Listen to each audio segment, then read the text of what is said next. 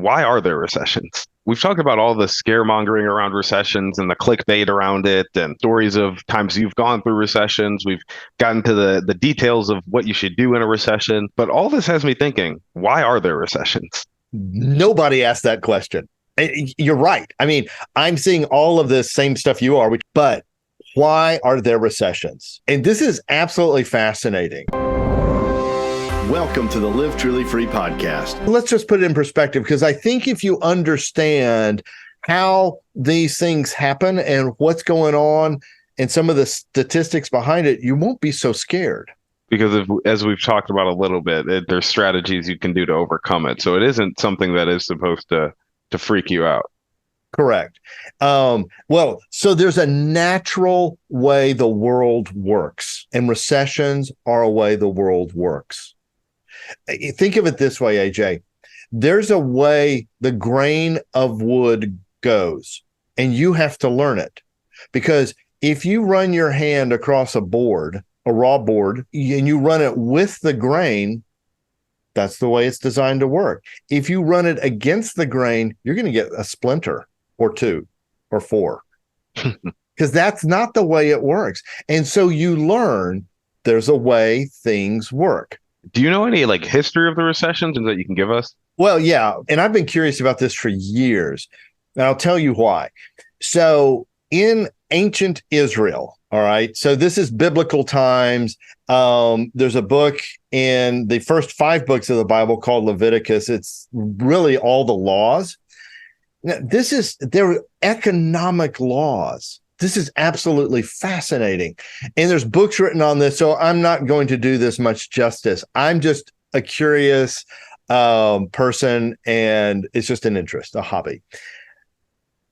The way it worked in Israel was every 50 years was called the year of Jubilee. It was a gigantic reset on every level.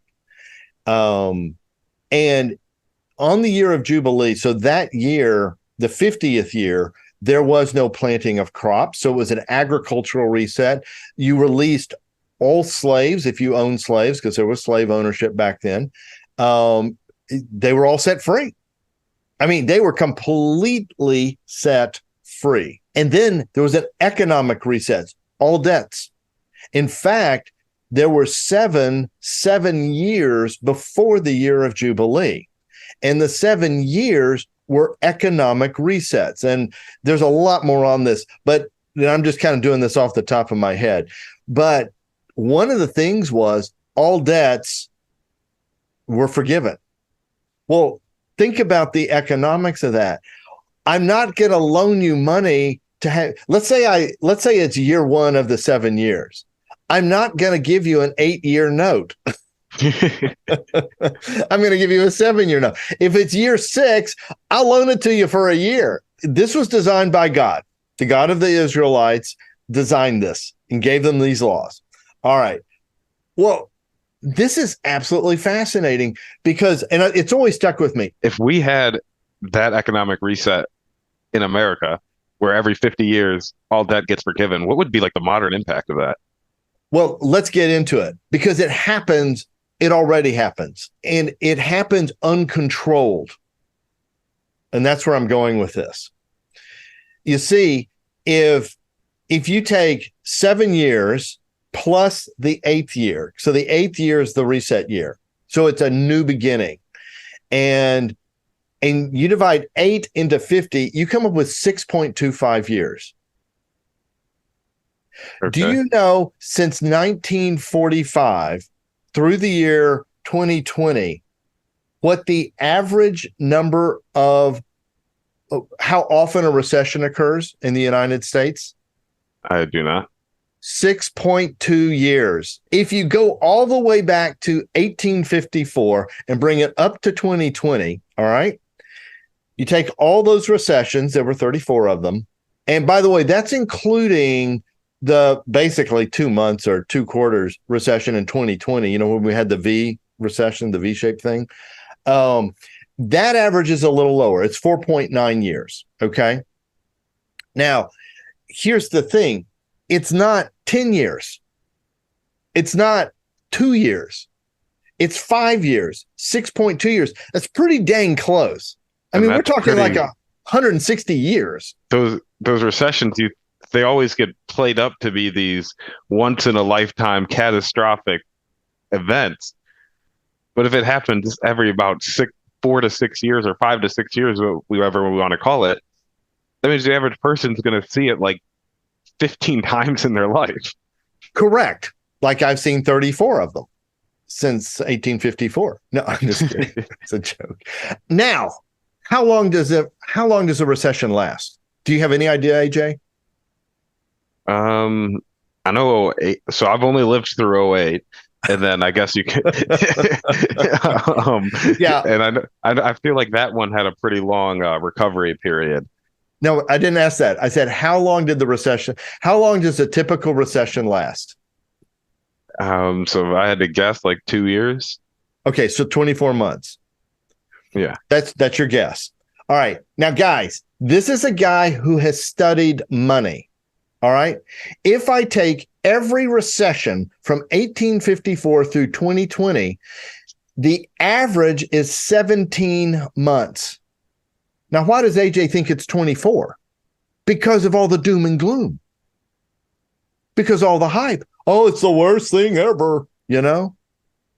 Do you know since 1945? Okay, AJ, try this one. Since 1945, what's been the average length of a recession? Well, so you said 17 months last time. The number went down in the last one.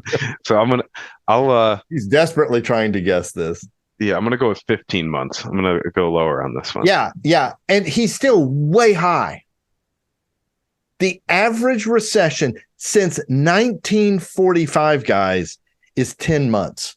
You'd think from 18 months would be a good guess. Sell everything you have for 18 months. Don't buy anything for 18 months. Don't do anything. Panic for 18 months. No, it's 10 months. Now, why don't they tell us the good news? What would the good news be, AJ? The recession will be short. It's you've lived through it before. Make sure your cash. Well, yeah, okay. The recession short. Yeah, that's sort of like negative good news. Okay. The bad stuff isn't going to be bad for too long. No. Good news. See, you don't even know what good news is because of the news. Yeah, the only news I've ever consumed my entire life has been negative. That's right. All the news has been since 2001. Right. So good news would be recessions are an economic downturn. So what would be good news is the economic upturn. Do you know what the same question overall average has been since 1854? So if we're saying the average year it usually is about 6 years between recessions. So I'll just go with 6 years. Okay. 72 months. But if you were to base it on the bad news you always hear, what would you say? There aren't any. There's never upturns. It's only downturns. We just go downturn to downturn to downturn. And yeah, after you come out of a downturn, you're just looking at the next one. Right. So what would you say based on that? Then they would say probably every like 2 years, or probably about the same as a recession every 17 months. Just right. So from 1854 to 2020, it's been 41.4 months. So in other words, you had a downturn for 17 months and you had an upturn for 2.5 times that number, 41 months. Okay. Now, you got to keep in mind here something. There was a Great Panic in 1893. There's the Great Depression in 1929. So you've had two major resets, and it's included in those numbers. Let's just go to the current. So current, that's World War II. World War II ends. So since World War II, 1945 through 2020, what is the average of the upturns? The economic upturns. So if everything's decreased, I guess I'll go down a little bit again. So like 35 months, 36 months, go 3 years. Yeah, you're almost 50% off. 64 months. Guys, that's over 5 years. We have a 10-month recession and a 64-month upturn. Do you get the feeling you're getting lied to? Because I sure am. I'm feeling that. That's how I'm feeling, because it's like, so the recession we've kind of covered. It's a natural thing that's happening, and the economy goes down for a little bit so that it can go up for much longer. What are the effects of that? Like, what is fundamentally happening in that downturn? That's a great question. In other words, what are the effects? Okay. Yes. So go back to ancient Israel. Why on earth would there be a economic reset every 7 years? My best example is trimming my rose bushes. So we're going to go to a horticultural example here on describing recessions. So it's coming up on Labor Day. So in Texas, Labor Day and Valentine's Day are the 2 days you want to prune your rose bushes. Why? Well, we have 2 growing seasons down here. And around Labor Day, if you prune your roses back, you can cut them down at as much as a third. They will burst into bloom if we've got good rains and seasonable weather. They will burst into blooms all fall. And then all that growth, you just cut all that growth back around Valentine's Day while it's still cold. And we do get cold down here, but it's only for a few months. And so then you get into March and boom, you get all this new growth.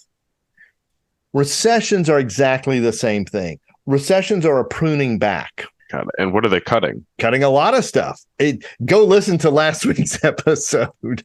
So we're trimming. So look, as our revenues go down, and we're using the dynamic budget we presented a few episodes back, you're trimming your expenses. You're probably, in some cases, you may be laying off people. Who are you going to lay off? The least impact person. So in other words, we take on more people during a growth spurt. We take on actually too many people. So we've got 5 years of upturn. All right. That's a lot of not pruning. And so what happens is we have all these excess expenses, but we don't see them as excess expenses. And I'm not saying human beings are excess expenses. I'm not saying that. What I'm saying is that from the business standpoint, we've taken on, we thought we were going to expand. I know a guy, and he rented like twice the amount of office space he needed because he was going to grow into it. And I'm like, you're spending double the rent for office space you're not using. He eventually grew into it 3 years. And you know what? He actually started a completely separate business to take that other part of the office space. I don't know how many tens of thousands of dollars, but it sat empty. This is what I mean. But he was in good times. He could afford it. It's only 5,000 more, blah, blah, But in bad times, it's like, whoa, we're building a wall. I got to see if the landlord will take that back. I screwed up. So we make these crazy decisions because we're just rolling in it, Well, boom, the 54-month hits, we're at the peak. It starts to come down, but we don't know we're coming down yet. See, that's the thing. You don't know you're down. See, they think we're going down, but they don't know we're going down. They can't tell what we're doing. Well, there are indicators that say we're going down, okay? But the GDP is really not a leading indicator. It's a lagging indicator. So it tells us, oh, you were just in a recession. That's not what we want to know. We want to know you're going to be in a recession. Well, there are things. So if you look at corporate, not earnings, look at corporate revenue. Corporate revenue in quarter 2 was down over the previous quarters. Could it be? It's not down by much. Could it be? It could be a sign. Maybe. Job growth just came up. I would expect job growth to go down. Well, that means if job growth is going up, people are going to have more money. They're going to spend more money, that sort of thing. That could be a good thing. Maybe we're not going in a recession. Mixed signals. We don't know. Does it make sense, AJ? Yeah. So it's like you don't know it's happening until it happens, but you can kind of, but what it's really doing is when those people are operating in the we don't know it's happening environment, they're still being inefficient. There's businesses are still taking on inefficiencies everywhere because everyone's just trying to grow, grow, grow, grow, grow. But once it really does hit, that's when it has to hit a little bit hard because no one can see it really coming. And that's why it always seems to be such a shock event because there's all these signals that, oh, maybe it's not that bad. Well, maybe it is bad. But the shock event of it really makes it crystal clear to the market. Okay, we have to eliminate these inefficiencies. Yeah. And it's a natural process. So, like back to ancient Israel, it was a mandated thing. So it was a very controlled thing. So they had a reset every 6.2 years. So there was not like if you look at the charts, you'll see the average is 5 years. Well, we could go 10 years with just wild, uncontrolled growth. And then there's a huge snapback in the economy. What do you think the tech bubble burst was in '08? It's a huge snapback. And it affected tech more than it affected other stuff. The Great Depression was that exact thing. It was all sorts of out of control stuff. There was not there, and so you're. It's kind of like the wild, wild west. You don't know what's going on. But in Israel, can you imagine how great it would be to know I've got 6 years and then we have a reset year? I can plan that. I can plan that my whole life. Yeah, it'd be much nicer to prepare for it if it was scheduled and controlled. It takes out all of the ups and downs. You've got all of your loans, your ownership, all these things, your agriculture, everything is planned to the 50-year schedule. And you'd have to read in some books and dig into the details on that and understand all the nuances. But the big takeaway for me is that our recessions on the average, even though they're manipulated in some cases and the government tries to do different things and the Fed and they're trying to keep it from happening or have a soft landing. We don't even know what a soft landing is, by the way. There's no definition, all this stuff. And when in reality, they were doing it right 5,000 years ago or whatever it was. Yeah, so all of this just seems like it's pretty common sense and how you should just operate your business every day. Like, it's not always growing. Things come back. And why do you need to grow inefficiently if you're going to grow? Exactly. Let me give you an example, a huge corporate example of this. ExxonMobil. So ExxonMobil, and I can't remember when this started, but it was a few years ago. So there's not really a recession. I mean, I don't think I kind of would not call the 2020 thing a recession, but they started a plan to cut billions and restructure their company and get rid of huge amounts of waste. And so they did. They started embarking on that. I think the number 10 billion sticks in my head, but I may be wrong. And they got to about 8 billion in cuts. And then second quarter last year hit. And if you remember, oil prices went well over $100 a barrel. And Exxon made more money than any other oil company. And the reason was because they had done all this restructuring and infrastructure elimination of just waste and redundancy. I mean, from chemical plants to the corporate offices. I mean, everywhere, up and down the whole production lines of everything, worldwide, global. Here's the point. The point is that had they been operating that way before, their share price probably wouldn't have dropped to $35 a few years ago. They were in the tank. They were in bad, bad shape. They went through their own corporate recession. And I think it was out of that all of this, because turning a company like ExxonMobil is like turning an oil tanker, and that's intentionally a pun, but it takes years for them to kick this thing together and make it all happen. But they did, and if you had bought Exxon at 35, today it's at 110. Just saying. Now you can look at other companies that didn't do it. Facebook, Meta. They are giving all these goodies to their employees and blah, blah, blah, blah, blah.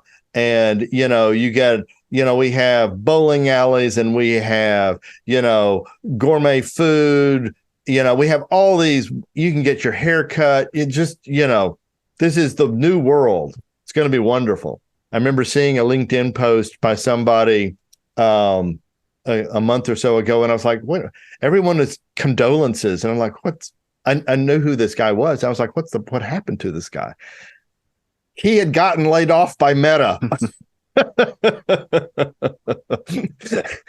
And everybody was horrified and shocked. They couldn't believe it.